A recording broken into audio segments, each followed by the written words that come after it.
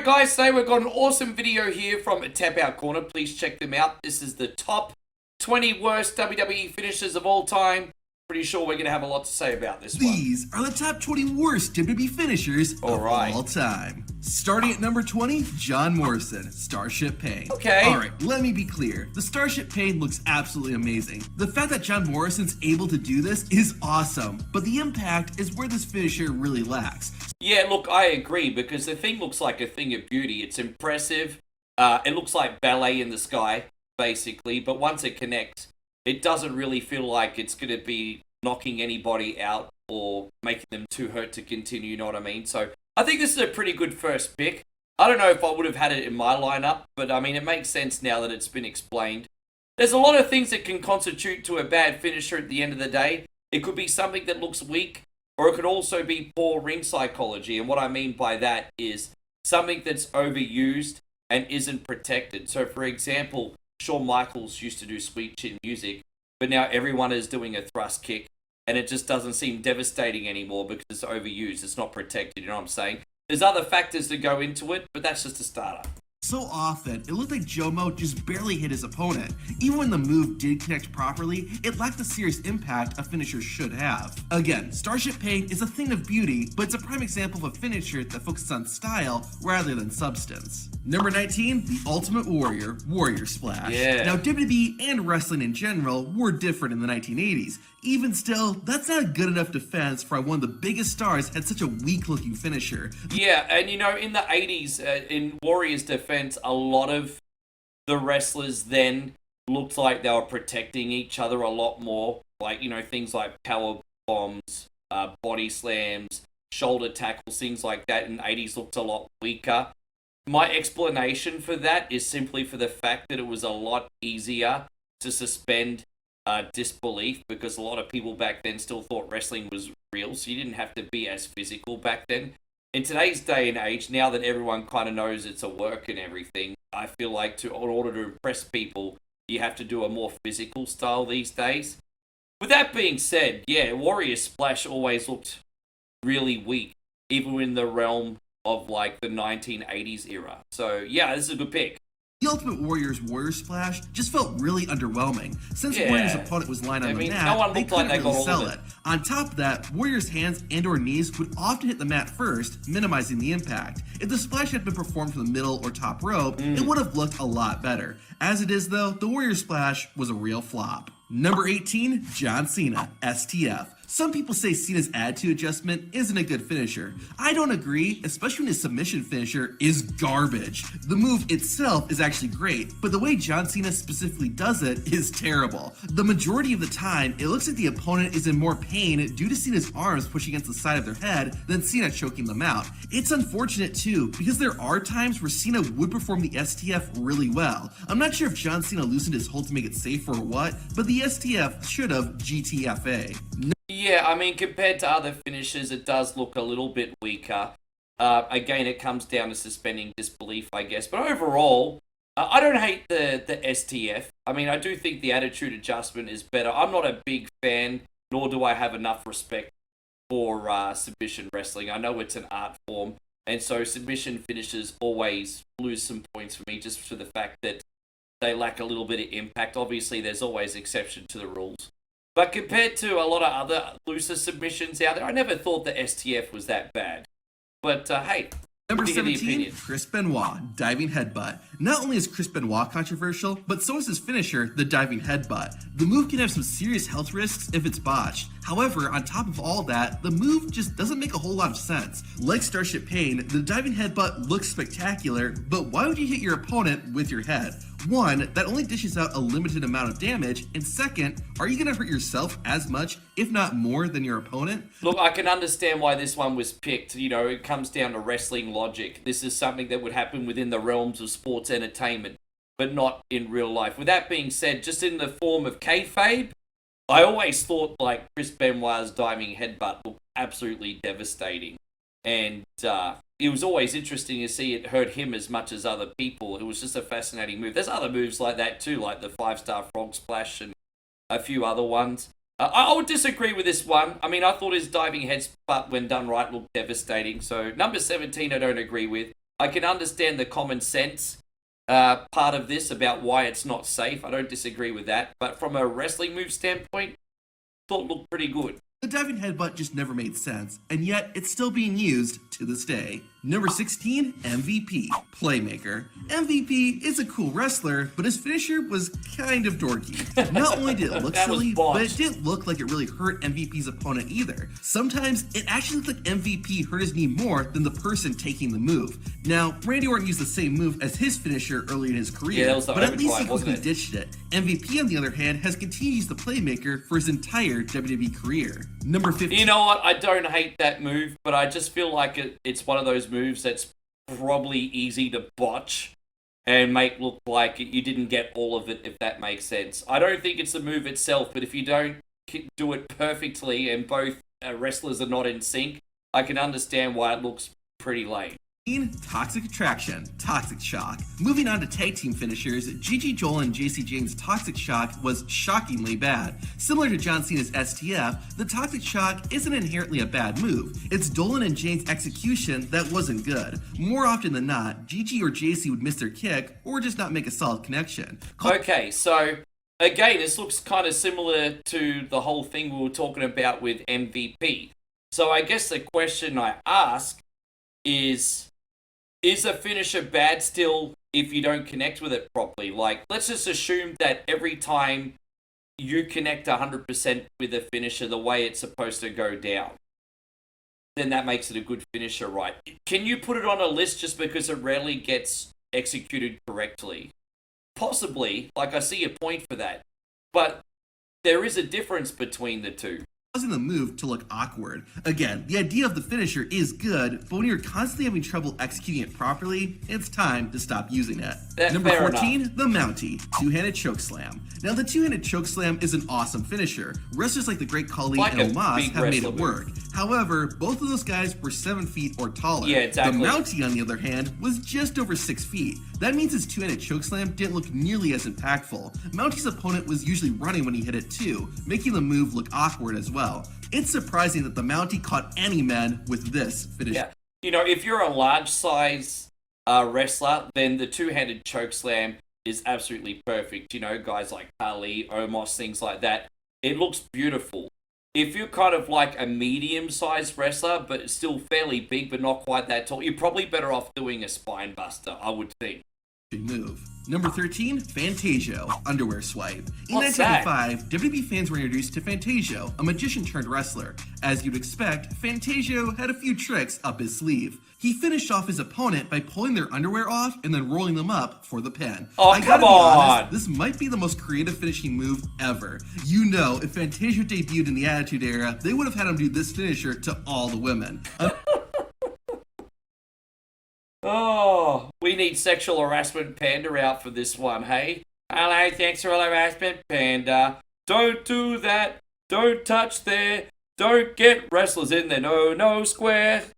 Fortunately, we never got to see That's Fantasio dreadful. Pull this trick on The Undertaker or anything. I mean, it's okay for a after comedy his debut wrestler. match. Number 12, Alicia Fox, Officer Nasty. Say what you will about Alicia Fox, she spent 17 years as a WWE wrestler. That's even more amazing when you see her finisher. Fox ended matches by doing a somersault leg drop that she called Officer Nasty. It's an impressive athletic move, but it didn't look powerful at all. The main issue was that Alicia's opponent was already on the mat, meaning they couldn't really sell it. But yeah, you know what? If you had one of the fatties doing it, and I'm sorry to be politically incorrect, I am Australian. If you had one of the fatties doing like, I'm not going to say who, okay? But if one of the bigger dudes or girls did a somersault leg drop, it would look absolutely devastating, right? But Alicia Fox looks all of 100 pounds here. Of course it's not going to look like it hurts. Thankfully only used Officer Nasty as her finisher for about 2 years before only making it a signature move. Also, what kind of name is Officer Nasty? Number 11, Battle Cat, Feline Antics. If you've never heard of Battle Cat, then you aren't missing much. This feline made its WWE debut in 1990 and only had 3 televised matches before calling it quits. The character was only going to go so far, but Battle Cat's finisher didn't do himself any favors. Cat would run around his opponent, pounce on them, get it, like a cat, and then cover for the pin. What was That's that? all there was to it. I guess it was Battle Cat's knees that were supposed to be hitting his opponent, but it never... It's like... It's, you know, when wrestlers in the corner and the ladies or even the dudes do a meteora and they go charging with the knees in the corner. It kind of looks like a weird on-mat meteora, but they're not even connecting in the... If they somehow suspended disbelief and made that connect with the face or look like it was connecting with the face, it would look a little bit more damaging. But it looks like this guy's just going in and play wrestling in the backyard with his friends from elementary school. I mean, it looks really soft. Never looked that way. Can't Maybe take that he one could have seriously. perfected Look at it if he had been around longer, but I think Feline Antics Look was at this. dead on arrival. Number Yeah, 10, what's that Gigi nonsense? Dolan, Gigi Driver. This video isn't meant to be an attack on Gigi Poor Dolan, girl. but she's had some She's actually bad pretty finishers. good. This one really isn't even a finisher. It's just a fancy-looking roll-up. I guess Gigi is supposed to be hitting her opponent with such momentum that it causes them to get knocked out, or something. But it doesn't look that way. Mr. Perfect had a similar type of finisher, but he would hoist his opponent into the air and send them crashing onto the mat. Now, come on, I'm going to stick up for Gigi on this. I mean, if you've weakened up your opponent and you're a more agile wrestler that's going for like a surprise roll-up at a pin and you do it in Gigi Dolan style, you know what? That's perfectly okay. I think that kind of puts at least a little bit of a twist on a move that's already being overused by wrestlers in WWE for cheap victories. I actually don't have a problem with this one personally. Dolan just pushes her opponent down, and that's it. Number 9, That's the all right. Bushwhackers, the Battering Ram. Another tag team finisher, and this one is pretty bad. One of the Bushwhackers would grab the other in a headlock and then ram them into their opponent. The attack might have been fine as a signature move, but it lacked the explosiveness needed for a finisher. It wasn't even that fun or entertaining to watch, making it underwhelming and easily forgotten. Yeah, see what I mean? I was talking about just before how in the 80s era, things like body slams, shoulder tackles, definitely didn't look like the wrestlers ever got all of it because, you know, back in the 80s, it was easier to suspend disbelief. But look at this. I mean, even by the 80s standards, I look at this and I cringe, and it's just like, I hate saying that because, God bless them, the Bushwhackers are always so entertaining. I could watch them anytime in old videos, but yeah, I looked at that and I cringed. That is a really, really, really weak double team move, especially when you think even in the 80s already you had Legion of Doom. Yeah, nah. Number 8, Naomi. Doesn't do it for me. Rear view. Some wrestlers use their fists, some use their feet. Naomi, on the other hand, uses her butt. I'll give it this, the rear view is different, but not a good different. The former WWE Women's Tag Team Champion smacked her opponents in the face with her backside and then covered them for Asuka a 1, does a 2, version, 3. doesn't she? As a fun signature move, the rear view would have worked great, but as a finisher, it's butt ugly. Yeah, I mean, as a trademark, just to get a bit of a pop from the crowd, fantastic. But as a finisher, yeah, nah, it never looks like you get all of it with that. Number 7, Bastion Booger, Trip to the Batcave. This is one of the sickest WWE finishers ever, and I do not mean that in a positive way. Oh, no. Booger would sit on his opponent with his crotch dangerously close to his opponent's mouth. Yokozuna and Rikishi had finishers where they sat on their opponent, but they landed on their opponent's torso and it looked like it hurt. Bastion Booger was so close to his opponent's face that not only did it look perverted, but it also looked like he was doing little to no damage. Well, wouldn't that be like a submission finish or a choke or something? I mean, if you were dropping down with your crotch, I mean, dude, I'd instantly pass out with the stench or the shock that I just had a man's junk in my face. I mean, technically that would, I mean, they're going for the pin there, but technically that would be, I guess he's down on his back. That's kind of like a mixture of like submission and pin all in one. Yeah, that is pretty sick. Creative. A part of a bygone era that I don't think we need to address ever again.